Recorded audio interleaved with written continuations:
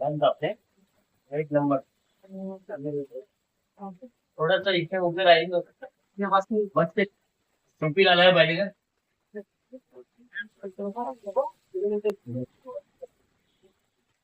ते आहे का?